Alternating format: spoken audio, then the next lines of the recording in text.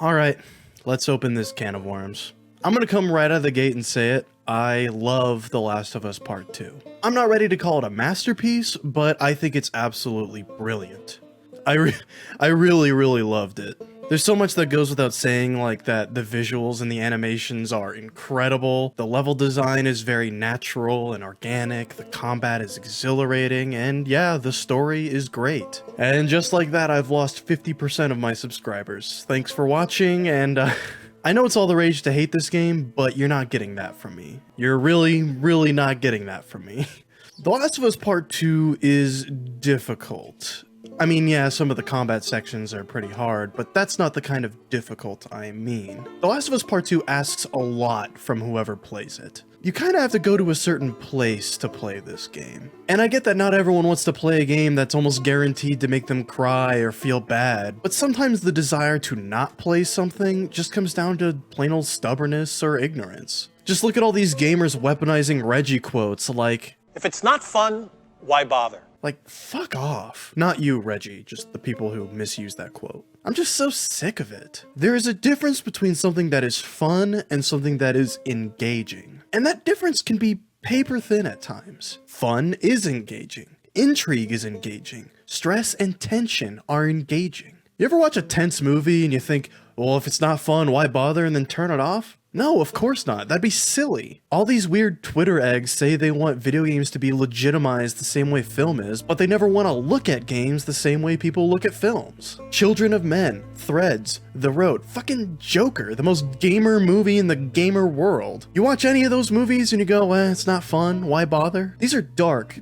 films, and you're just gonna write them off because they're not fun? Something doesn't have to be fun to be engaging, so take your Reggie quotes and shove them up your ass. And I love Reggie, for the record, and I agree with that quote to an extent, but people just hear Reggie say the word fun and they think it has to be all sunshine and rainbows. Like every game has to be Super Mario Odyssey. But what he really means is everything that makes your heart beat a little faster, everything that makes you sit on the edge of your seat a little bit more, everything that makes you go, whew, after a close encounter. The Last of Us Part 2 is a dark game, and I wouldn't use the word fun to describe it, but it's also one of the most engaging and immersive games I've ever played. But if you're not going to mentally commit to the world or the story, then there's no point in even talking about this game. You obviously don't care enough to at least try to see where things are going, and why it does the things it does. You just have to keep an open mind about some things. It's gonna piss you off at times. It pissed me off at times.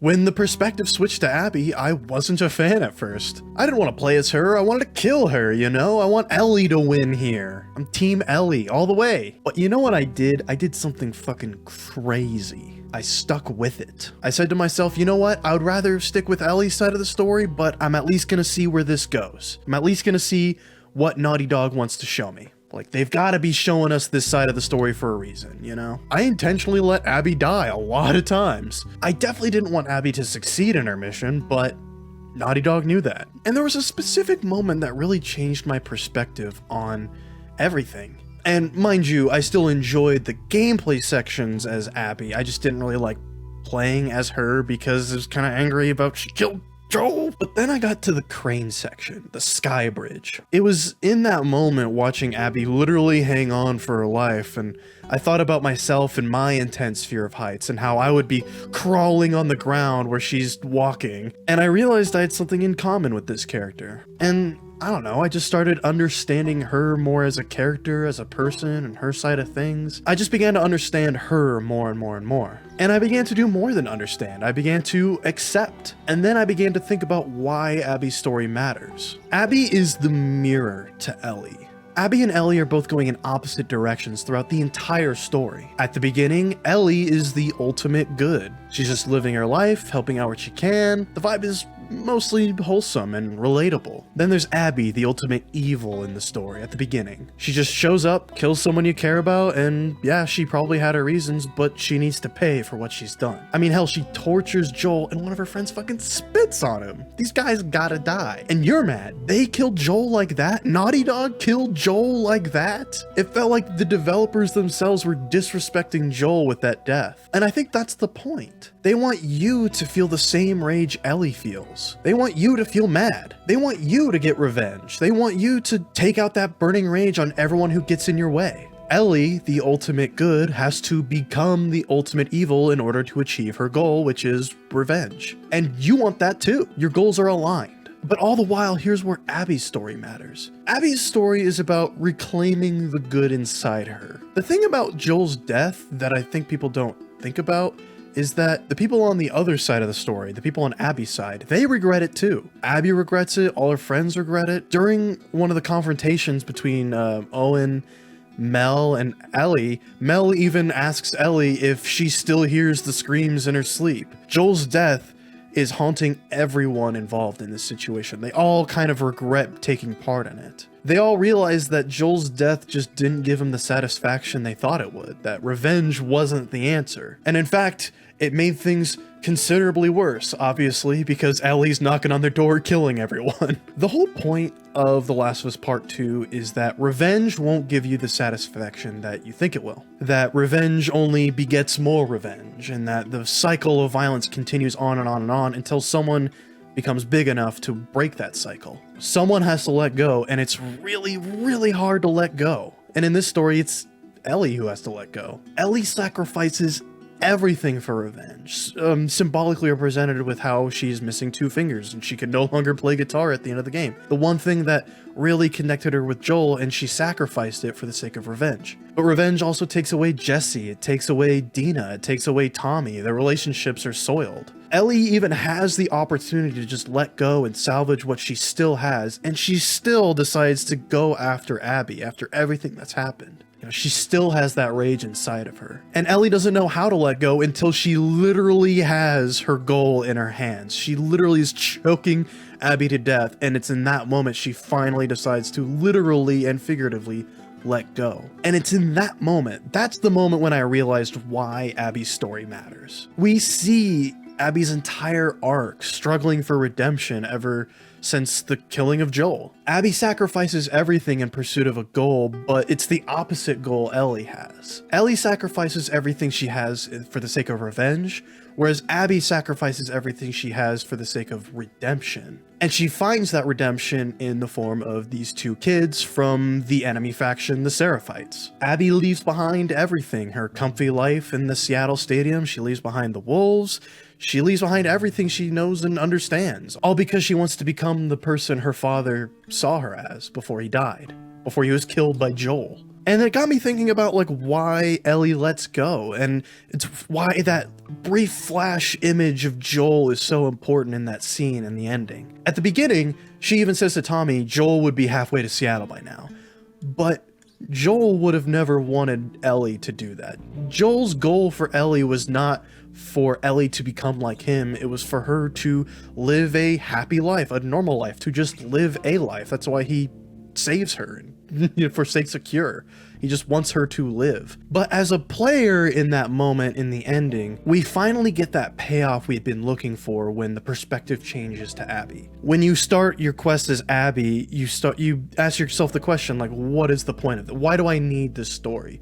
And I think it's for the exact moment when Ellie decides to let go, because you understand the weight of that moment. You understand the weight of Ellie's decision, and you understand the weight of this person that you grew to care about being let go of, literally and figuratively. In that moment, we know that Abby has changed, that she's not really the same person she was at the beginning of the story. We understand why she did what she did to Joel too, but we also see that she's been trying to redeem herself and find true satisfaction as a human being in the form of Lev. Abby realizes early on that revenge won't satisfy you, and that satisfaction comes from honoring the legacy of someone you lost and continuing that legacy. For Abby, her father was a surgeon. You see the kindness of her father firsthand, how he saves that zebra, and that's the kind of kindness, that's the person that Abby wants to aspire to. She realizes that being dedicated to doing the right thing is going to give her true satisfaction in life, and to her, doing the right thing means protecting Lev. And that's the lesson that Ellie learns too late, and that's the tragedy of it all. The moment when Ellie lets go, all my emotions broke loose. It's the culmination of almost all of the dangling threads in this story. Ellie finally understands what Joel wanted for her all along, why he did what he did at the hospital. He just wanted her to live and have a happy life and not be burdened by the same horrible things that Joel was. And she throws all that away in her pursuit of revenge, but at least in the moment she lets go, she can at least find solace in the fact that she did the right thing, which was letting her mortal enemy do the right thing. She broke the cycle of revenge.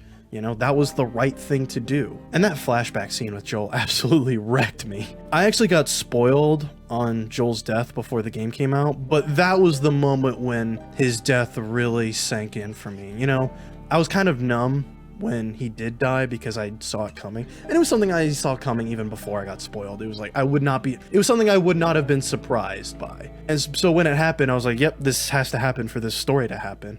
But it didn't really sink into me and really hit me until that flashback scene. That moment of him accepting Ellie for everything she is, Ellie expressing her desire to forgive Joel for everything he's done. It just full lip out, quivering and sobbing. It really touched me. Yeah, that was the moment I realized I loved this game, and this game meant a lot to me. And like, even though there's the bamboozle where it switches perspective to Abby, this is still Ellie's story at the end of the day. Abby's story is important for that one moment when Ellie decides to let go. And honestly, it makes the whole thing worth it, if you ask me. It's actually kind of incredible how when the first time Ellie and Abby fight, you play as Abby, and you want Abby to lose. I even let Ellie kill me a lot. But you have to win. You have to win as Abby because you're playing as Abby. But then the second time around, you're playing as Ellie and you're fighting Abby, and you want Ellie to lose, kind of. You don't want Abby to win. You don't want Ellie to die, but you standing behind Ellie passively just going, stop doing this, you know, just break the cycle. You know, you want her to let go, and that's pretty incredible how they flipped the script on you like that. Naughty Dog really did a good job of taking advantage of my emotions and forcing me to feel things throughout this entire journey, not just that part. And it's pretty like, whether you're mad,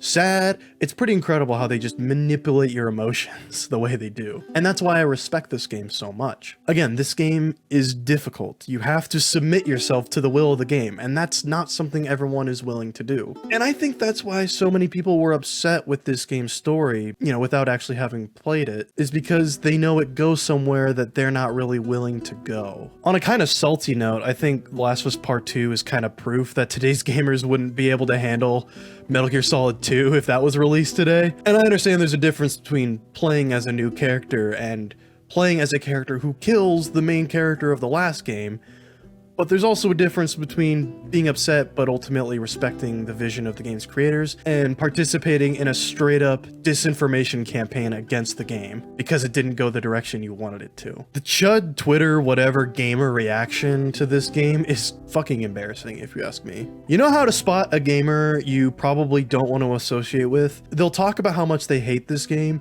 despite never giving it a real chance. That's your red flag right there. If they hate this game for seemingly no reason, that's a red flag. At least the people who played the game will say something like they respect the game's boldness before they criticize anything moving forward. Also, it's funny in a really sad way how Neil Druckmann is the center of a lot of the hate when he isn't even the only writer on the game. There was a whole team of writers and there were developers. You know, there was a whole team of hundreds of people that made this game a reality, but he's the one who's getting the blame for everything. But, you know, gotta point that hate at a Middle Eastern immigrant, I guess.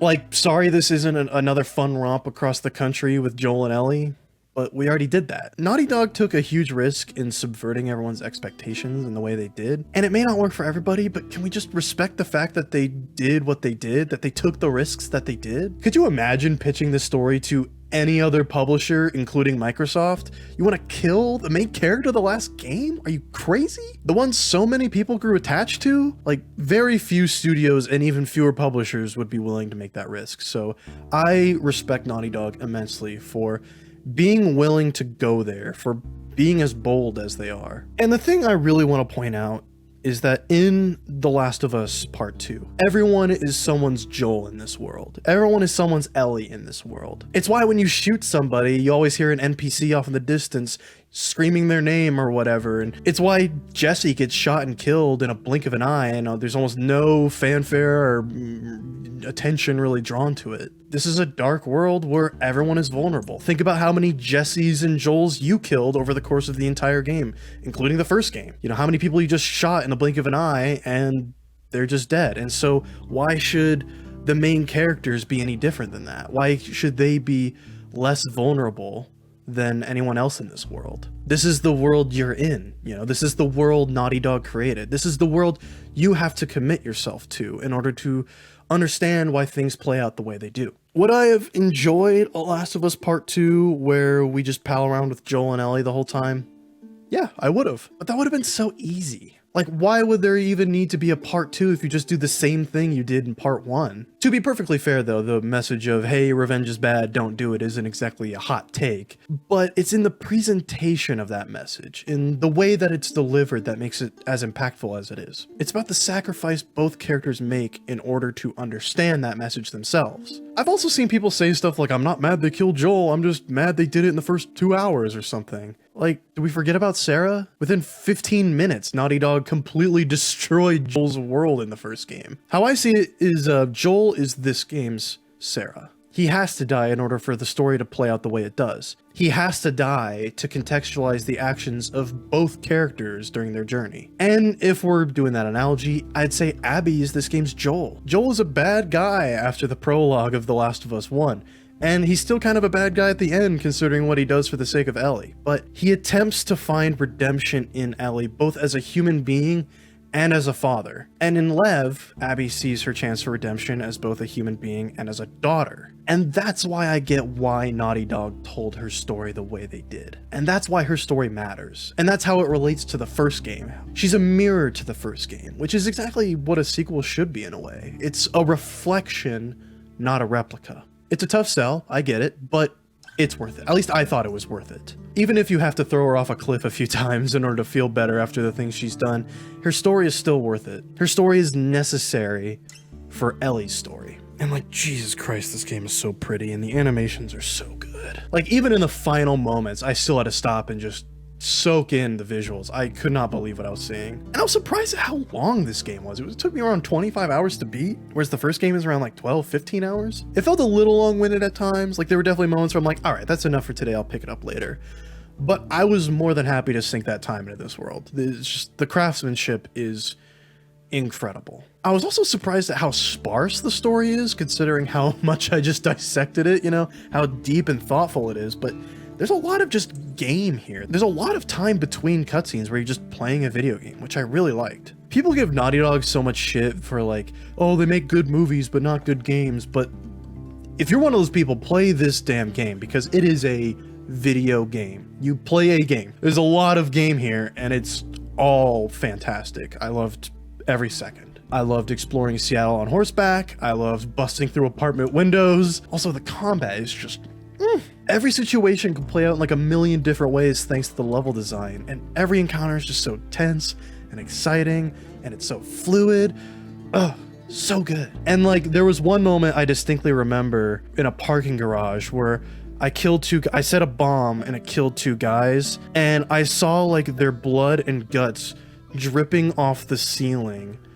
And I was stunned. My jaw was on the floor. I could not, it was such a gnarly sight. Like, just such a disgusting detail. I remember right after that, I was like, I almost hope they don't make Last of Us Part 3, because how are these developers gonna sleep at night upping this?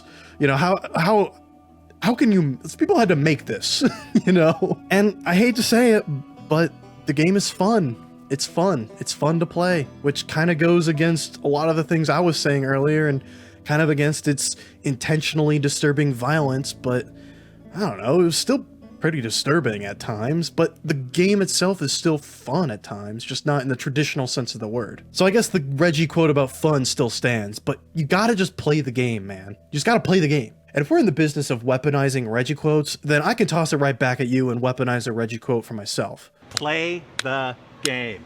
Go to my Best Buy, right? Play the game. Anyway, those are my thoughts. I know this wasn't really a traditional review or even like a very professional video. It's pretty rambly, but I just needed to get my thoughts out. I've been thinking about this game every second of the day since I started it, so I needed to just say something about this damn game. And yeah, it was also kind of a response to people just blindly hating on this game despite never playing it. It's like, I just wanted to give my 2 cents and add at least a little positivity to the conversation around Last of Us Part 2. I think this game is brilliant. I can't really say it any other way. I don't know if I would call it a masterpiece, like I said before, but I do know I think it's absolutely brilliant. Yeah, I love this game. It's unquestionably my game of the year. And it probably will be. It probably will still be at the end of the year unless Ghost of Tsushima or Cyberpunk 2077 just blow my fucking dick off. Last of Us Part 2 is just a technical marvel, storytelling masterclass in my opinion, and everyone should at least try it. Just try it with an open mind. I think people will come around on The Last of Us Part 2, the same way they did it with Metal Gear Solid 2. I think history will look back really fondly on this game. I mean, and I know I will. I know I'll look back fondly on this game. I already look back fondly on this game, so. Also, I have a theory about this game. Am I the only one who thought Abby is immune? I think Abby could be immune. It would be a bit convenient and unlikely considering, like, what are the odds of 2 immune people connecting this way? I don't know. I just think it'd be an interesting twist, a little interesting dynamic, even if it's unlikely. Okay, that's really it. Just need to get my thoughts out. You know how it is. Take care, wear a mask when you go outside, trans rights, donate to Black Lives Matter, have a good day, and I'll see you next time. Bye. Play the game.